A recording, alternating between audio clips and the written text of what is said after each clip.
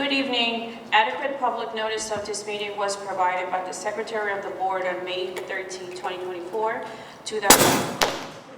What was that?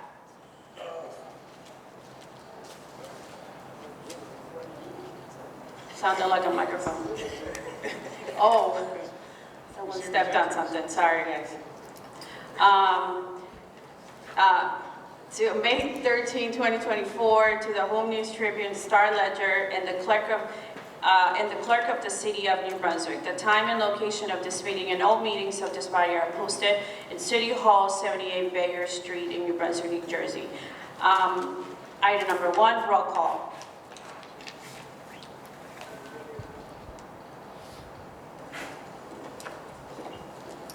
Ms. Caldwell. Ms. Jacquez. Here. Mrs. Medina Hernandez. Here. Mrs. Ortiz. Here. Mrs. Seawood. Here. Mr. Spencer. Ms. Varela. Mr. Adorno. Here. Ms. Sevilla. Here. We have a quorum. Thank you. Moving to item number 2, the flag salute.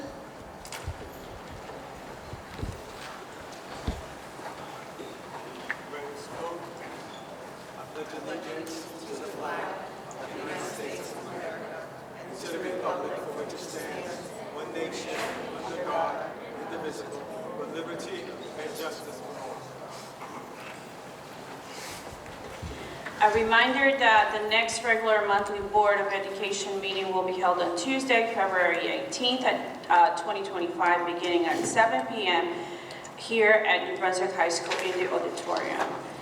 Moving to item number 3, we have presentations. And now we turn it to I'll take it. Dr. Johnson. Yes, good evening, everyone. As we know, customarily, January is School Board's Recognition Month, and we would like to take this opportunity to acknowledge our Board of Education members for their commitment to the students of New Brunswick, per the proclamation signed by Governor Phil Murphy. And I would just like to take a couple minutes to read the proclamation for you. Whereas New Jersey Public Schools serve nearly 1.4 million children in pre-kindergarten through 12th grade, and whereas New Jersey approximately 5,000 local Board of Education members and charter school and Renaissance School Project Board of Trustee members devote countless hours without remuneration to the oversight of public school operations, including finances, policy, curriculum, and staffing. And whereas, as the policy-making bodies for public schools, New Jersey Local Board of Education and Board of Trustees endeavor to meet the challenges facing public schools and to help students attain the education necessary for post-secondary success and to compete in a global economy. And whereas Local Board of Education and Board of Trustees have contributed to New Jersey being among the leading states in measures of academic and the preparation for post-secondary attainment through advanced placement courses and other curricular offerings. And whereas the New Jersey School Board of Education has declared January 2025 to be School Board Recognition Month, and whereas by making meaningful contributions to public education, the dedicated members of local school boards and Board of Trustees have greatly enhanced the quality of life in our state. Now, therefore, I, Philip D. Murphy, Governor of the State of New Jersey, do hereby proclaim January 2025 as School Board Recognition Month. I do have some notes that I wrote down. You know, before our talented students of Lord Sterling share their heartfelt performance for our board members tonight on I'm Grateful by Teresa Jennings, I want to take a moment to express my sincere appreciation for your dedicated service, your vision, your leadership, and unwavering support laid a foundation for our collective success. From championing student growth to fostering meaningful community partnerships, your efforts make a lasting impact. Through your dedication, governance, advocacy, and collaboration with our school district staff, you help shape the future of education in New Brunswick. Your volunteer service, which goes unnoticed, enriches not only our student lives, but also the entire community. We are truly grateful for your commitment to empowering and inspiring those around you. And I just want to say from the bottom of my heart and from our cabinet members, it's a pleasure to work with you. And when we say pleasure, we do not mean fun and games. The accountability measures that you have for each and every one of us shows us how dedicated you are to the children and the staff in New Brunswick, and we are always trying to do best because we are about accountability and we are always about continuous improvement. So your desires make us really want to come to work each and every day to make a difference here in New Brunswick. With that said, I would like to pause now and turn our attention to our students as they share their beautiful, beautiful song of gratitude. And we can go down and then come back after.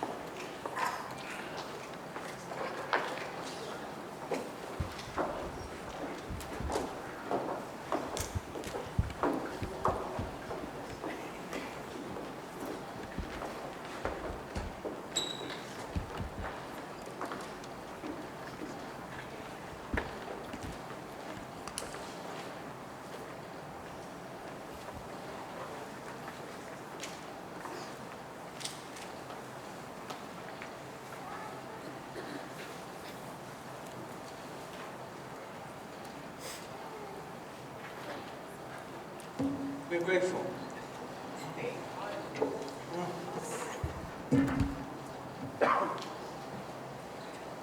Thank you so much. Really, our appreciation. I don't think there's nobody on this table. No, I'm not gonna cry. Why are you doing this? But I don't think there's anyone on this table that really takes for granted what we do. So, yeah, we're just gonna. So, thank you. Moving to item number 4, the minutes, December 17, 2024. And I please have a resolution. A motion. So moved.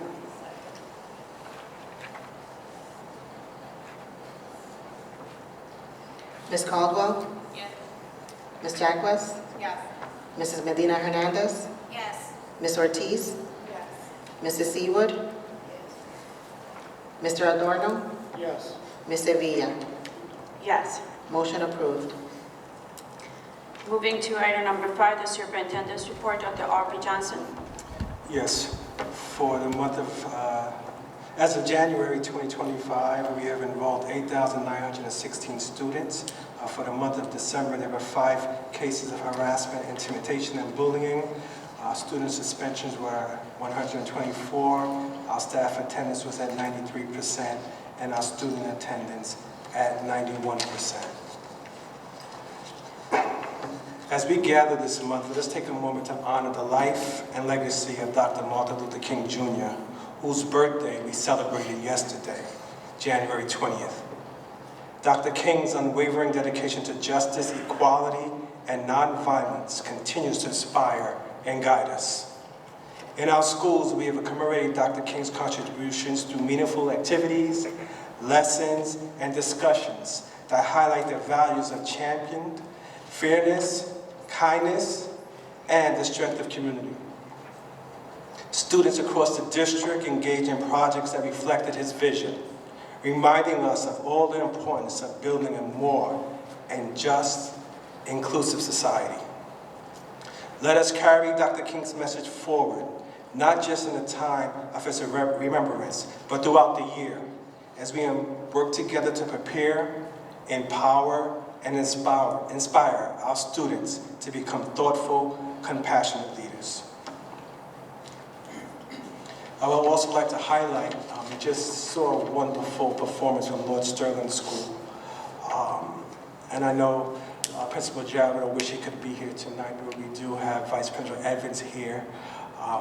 What a great performance, and I wish the kids could have stayed around, and the teacher, just to let them know how thankful we were.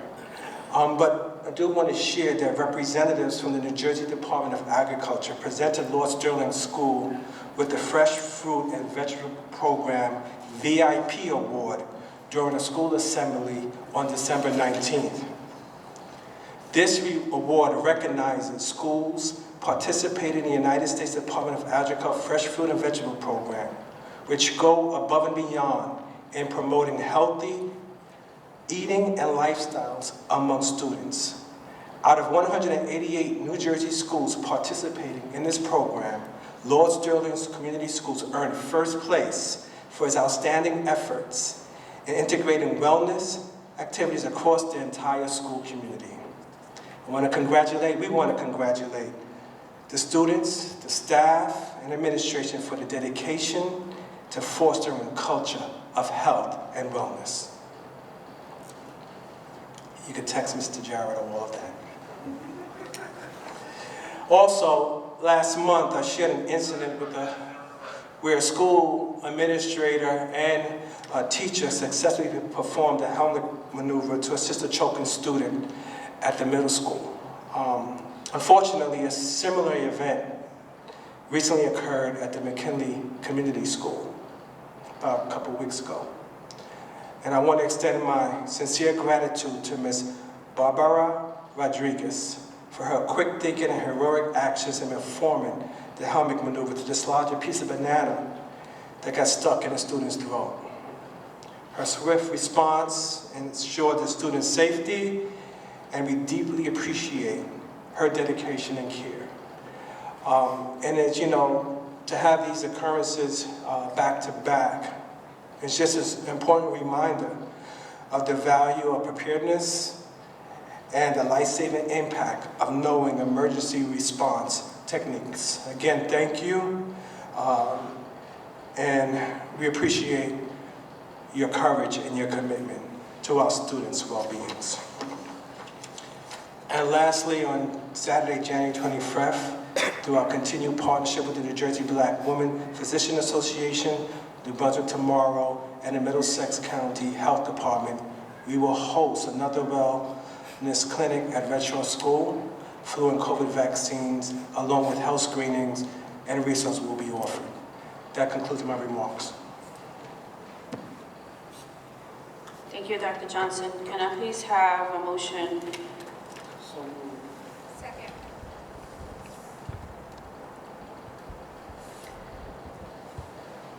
Ms. Caldwell? Yes. Ms. Jacquez? Yes. Mrs. Medina Hernandez? Yes. Ms. Ortiz? Mrs. Seawood? Yes. Mr. Adorno? Ms. Sevilla? Yes. Motion approved. Thank you. Moving to item number 6, the student representative report, Ms. Emily Cruz-Mamija. Good evening. In New Brunswick High School, parent-teacher conferences were held on Thursday, January 23rd. Student council attended the NJASC Winter Conference at TC&J, where a former student ran for state student council treasurer. It was an extremely fulfilling experience for Katie Mendoza. A festival workshop was held last week, and another will be taking place at New Brunswick High School on January 30th, 2025. Parents and guardians are encouraged to attend. Spirit Week will also start next week.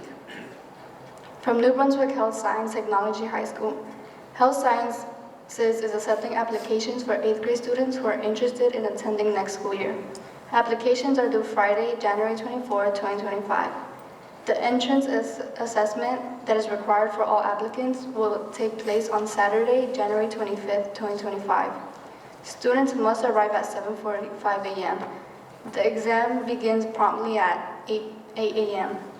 In conjunction with their parent-teacher conferences, Health Science hosted the annual Fast Food Night on Thursday, January 16th. Presenting was Dion Hallbeck from TC&J on behalf of the Higher Education Student Assistance Authority of New Jersey. Freshmen and sophomores will be attending their monthly Robert Wood Johnson Hospital presentation on Wednesday, January 22nd and or Thursday, January 23rd. On Friday, January 24th, the seniors that were in RWJ Senior Internship for the first semester will be presenting to the HSTHS staff, MBPS administrators, RWJ mentors, and RWJ administrations and their peers. Rutgers Youth Enjoy Science is a program that seeks to encourage youth from groups that are underrepresented in the biomedical sciences to pursue cancer research and healthcare careers. Shirley Tejada Tabora, a senior involved in RUYES, will present her research at the Center Institute to visiting students on Thursday, January 23rd. 3 seniors were recognized by College Board's National Recognition Programs. Marín Bravo Martinez was recognized as the first-generation scholar. Marianela Granja Castillo and Yeslin Hernandez Ruiz were recognized as Hispanic scholars. From PTEC hosted instant decision days with NJITE and Farley Dickinson University, with 10 out of 10 accepted to NJITE and 11 out of 11 accepted to FDU. 8th grade students from across the district visited PTEC for the open house on January 16th and interacted with corporate partners, learned about engineering pathways with Middlesex College administrations, and were wowed by projects presented by current PTEC students. 8 juniors, 19 seniors, and all 5 and 6 year PTEC students started spring semester classes at Middlesex today. This concludes the student representative report.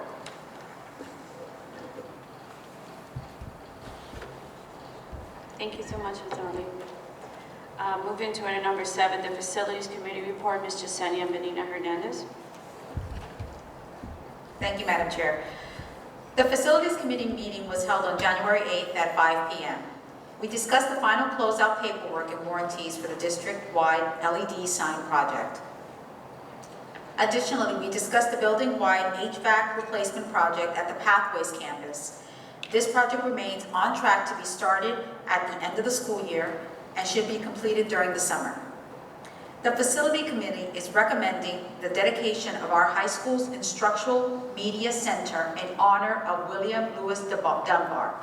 Mr. Dunbar was an extraordinary teacher who motivated, challenged, and inspired students to strive to achieve despite adverse circumstances and obstacles. The committee would like to move forward with this dedication in the next couple of weeks.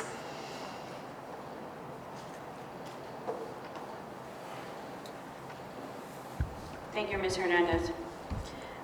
Moving to item number 8, the Athletic Committee report, Ms. Ashley Caldwell. Good evening. So for the athletic committee, the winter season is in full swing and many of our teams are getting ready for the county and state tournaments. Due to inclement weather, this weekend the Girls County Wrestling Tournament scheduled for yesterday will take place this Sunday following the boys tournament on Friday and Saturday. Both will be held at Piscataway High School. The boys and girls indoor track team will also compete in the GMC Championship this weekend at the Toms River Bennett Center. Basketball brackets will be determined in the first week of February for the county tournament. Next week, spring sports registration for the high school and middle school will open.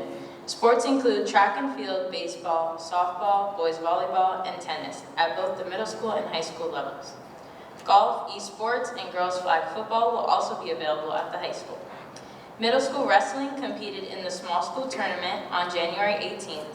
4 athletes won awards. Diego Martinez and Alexis Rojas Lopez earned 2nd place, and Daniel Calleja and David Figueroa earned 3rd place in their respective weight classes. May I have a motion to approve the athletic bank reconciliation report, please? Second. Ms. Caldwell? Yes. Ms. Jaquez? Yes. Mrs. Medina Hernandez? Yes. Ms. Ortiz? Yes. Mrs. Ewood? Yes. Mr. Adorno? Yes. Ms. Sevilla? Yes, Motion approved. thank you. Curriculum and Policy Committee report by Ms. Diana Jaquez, Chairperson. Thank you, Madam Chair. The Curriculum and Policy Committee met on January 14th. We did have a presentation by Ms. Hill. She presented an overview of the components schools are required to present in reference to the development and implementation of a corrective action plan on chronic absenteeism when schools have more than 10% of students that are chronically absent. Schools must develop a corrective action plan incorporating parent feedback and presenting it to the board. We do look forward to those presentations from the schools that are going to be presenting to us. The plan will be reviewed and revised annually until the chronic absenteeism rate falls below 10%. The resolutions that we covered were reviewed and recommended for approval, and they are all in the consent agenda. The policies and regulations we covered were policy 5460 that was covering the high school graduation. It has been revised to include a new graduation requirement for high school graduating classes of 2025, 2026, and 2027. On January 16th, 2024, PL 2003 C295 was enacted, which states a board will require a student and the student's parent, if applicable, to complete and submit a financial aid application in a form prescribed by the New Jersey Higher Education Assistance Authority. This financial aid application requirement is a prerequisite to the student receiving a high school diploma. A student may be exempt from the requirement if the student or the student's parent submits to the district a waiver form requesting the exemption. In addition, revisions were made to add language to the 2.5 credits in either social justice, African American and African diaspora student studies, or Latin American studies to ensure exposure and equitable time for students to engage and access. Policy and Regulation 9320, which covers cooperation with law enforcement agencies. All school districts must annually review, revise when appropriate, and adopt the Uniform State Memorandum of Agreement between education and law enforcement officials. The policy and regulation has been updated to include 2 new requirements from the MOA. The first revision provides the superintendent or designee with the option to designate a law enforcement unit for the district. The second revision addresses the Handle with Care program created by the New Jersey Attorney General Directive 2020-9. Handle with Care is a program which requires law enforcement officials to notify the district when a student enrolled in the district witnesses something traumatic outside of the school environment. The revision states the superintendent or designee will designate a point of contact for each school building tasked with receiving these notifications. Lastly, we covered policy 8500, which discussed food service. The Working Class Families Anti-Hunger Act statutes have been revised, which necessitated revisions to the policy guide. The revisions to the statutes include, but are not limited to, new terminology, expansion of income eligibility to qualify students for free meals, and additional parental notification of school meal information. That, Madam Chair, concludes my report. Thank you so much. Moving to item number 10, the Student Support Services Committee, Mr. Ivan Adorno. Thank you, Madam President. As we continue to watch the news and navigate the challenges and shifts happening in our country and around the world, it's understandable that it can feel overwhelming and stressful. Please remember that all schools have certified support teams who are here to help. They have access to a variety of resources to support both your child and your family during difficult times. Do not hesitate to reach out to your child's school for assistance. You are not alone. That concludes my report. Thank you, Mr. Adorno. Moving to item number 11, public comments. Yes, Madam President, we have 3 individuals signed up to speak tonight, starting with Mr. Charlie Cradaville. Good evening. Please state your name and address. Good evening, Charlie Cradaville. I live on Sedan Street, New Brunswick. I'm the editor in New Brunswick Today. It's good to be with you today. Happy New Year. Through the chair for Dr. Johnson, is it true that you've requested the district leadership to prepare a budget with 20% cuts across the board? We'll answer your questions at the end. Well, Yeah, I could answer. Yes, I have.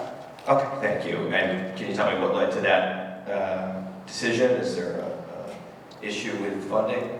There's not an issue with funding. We receive communication from the county office that school districts in Middlesex and I guess across the state need to prepare for the possibility of a reduction of 15%.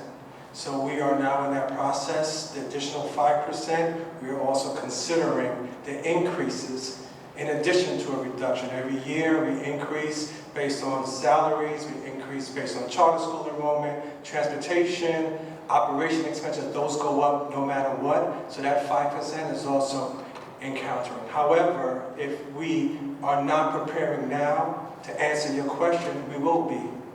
We're at that point to cut 15%, and our budget is a lot of money, that we plan to use to support our teachers, to support our students, to support our families. Thanks for answering my question. I think this is really important dialogue that should be had here in the public meeting. Can I ask, does the board have a budget committee or any group of board members that work on the budget? My team is working on the budget. I'm not going to speak for the board, but the board does have a finance committee that's updated. Finance committee, okay, thank you. Through the chair, for the 2 newest board members, I wanted to ask if they're planning to seek election to the board or are they just planning to finish out the term they have? we don't have a comment, but we should have a comment by next month about that. Okay. Well, if the 2 new members want my support, I need them to at least try to change the board's policies when it comes to public comments and recording the meetings. If you've paid attention to my remarks at the past couple meetings, you know that the status quo in New Brunswick is out of step with nearly every other district in our area. And what to do is simple. Change your policies to allow people to comment without having to sign up 24 hours in advance. Restore the 5 minutes. Allow for a separate comment period on resolutions like this board used to do. And do like all the other major boards do, record your meetings and proactively share the recordings on the internet. I know 4 of you were not on the board when the bad policies were adopted, but at some point your silence becomes tacit approval. I encourage you to make a motion to change these policies right now. I will be following up with each of you outside of these meetings, and I hope we can have some dialogue outside the meeting, since 3 minutes isn't enough to cover all this stuff. But I will reach out to each of you, and I hope that you take me up on the offer to talk more. Thank you.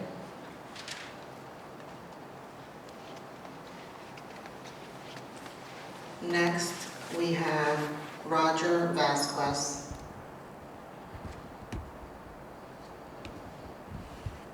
Looks like Mr. Vasquez is not here this evening. So our last speaker is Ms. Petra Gaskins with the New Brunswick City Council.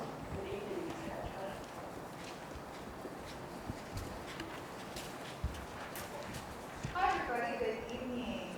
For those that don't know me, my name is Petra Gaskins, and I have the honor and privilege of representing you on the City Council.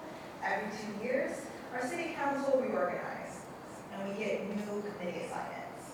And I'm proud to announce that for the next 2 years, I'll be the council liaison to the Board of Education. What does the council liaison mean? It basically means I attend the meetings to ensure that the smooth communication between the board and the city continues to happen. Because at the end of the day, the board and the city, we share the same goals. We want to ensure that our students have the highest education possible and to support you, the family members who do so much to support your children. We recognize your needs. We see all that you do for your students and our students, and we want to be here in collaboration, ensuring that happens. And then lastly, thank you, the board, for all that you do. We see it day in and day out, and we are very proud of you, and we thank you for your commitment to our students, and I look forward to working with each and every one of you. Thank you so much, Ms. Gaskins. We can't wait. Perhaps you join us for Career Day and talk to our kids about the work. So thank you. Do we have anyone else from Ms. Vidal? No other speakers, Madam President. Thank you. Moving to item number 12, the President's Report. I'm going to keep it short. First, allow me to start with saying Happy New Year. I hope everyone starting the year rested, hopefully not sick. But I really want to take the time, bring the light at some of the stuff that Mr. Adorno talked about in creating an environment. We're seeing some shift about some of the conversations that are happening or starting to happen at the national level. I shared sometime last year that I had become at-large director and having some involvement at the national level, the discussions that are happening at policy level, really, in terms of advocacy, in terms of issues that are coming up for students throughout the nation. One being funding, right? I was part of the Equity Council conversations that are happening now. And one really also looking at the policies that make certain students and community members now feel welcome. So I want to tie that with some of, the other day I was listening to a video from Martin Luther King talking about that no one, right, no one can take your self-worth and your sense of dignity.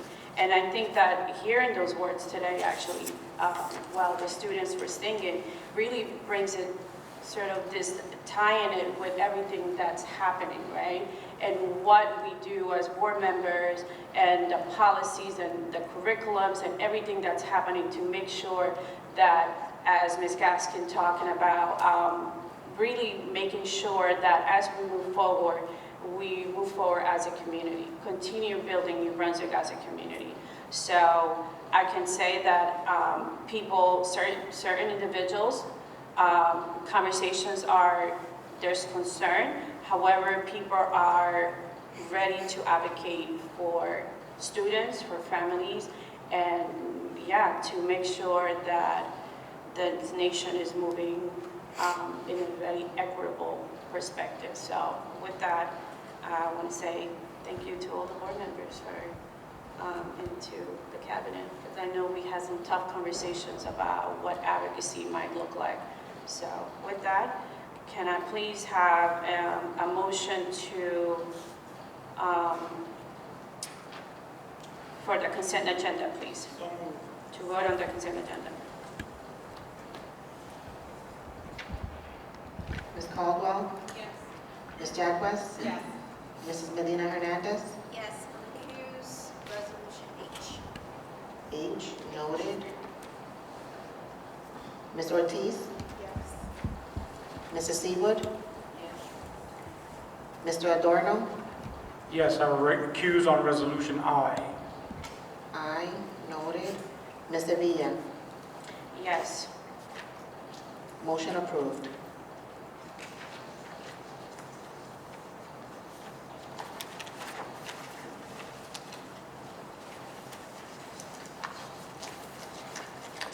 Moving to item 14, the Finance Committee report.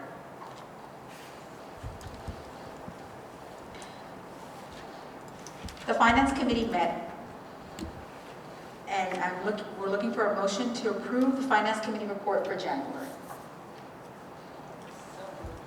Second? Ms. Caldwell? Yes. Ms. Jaquez? Yes. Mrs. Medina Hernandez? Yes, recuse page 29. Page 29, noted. Ms. Ortiz? Mrs. Seawood? Mr. Adorno? Yes, I recuse on page 8. What page? 8. Page 8, noted. Ms. Sevilla? Recuse on 18 and 33, please. 18 and 33, noted. Motion approved. Resolution for closed session. Whereas the Open Public Meeting Act, New Jersey, SA 10-4-6 provides that certain matters of a public body may be discussed in closed session, and whereas the Board of Education intends to discuss matters as follows. 1, personnel matters, and 2, personnel of attorney-client privilege. Now therefore be it resolved that the aforesaid subjects shall be discussed in closed session by this Board of Education and administrative staff, and the minutes of said closed session discussion will be made available to the public when the reasons for the non-disclosure in accordance with the Open Public Meetings Act no longer exist. Can I please have a motion for closed session? So moved. Second? Ms. Caldwell? Yes. Ms. Jaquez? Yes. Mrs. Medina Hernandez? Yes. Ms. Ortiz? Yes. Mrs. Seawood? Yes. Mr. Adorno? Yes. Ms. Sevilla? Yes. Motion approved. We are in closed session. Thank you. We'll be right back.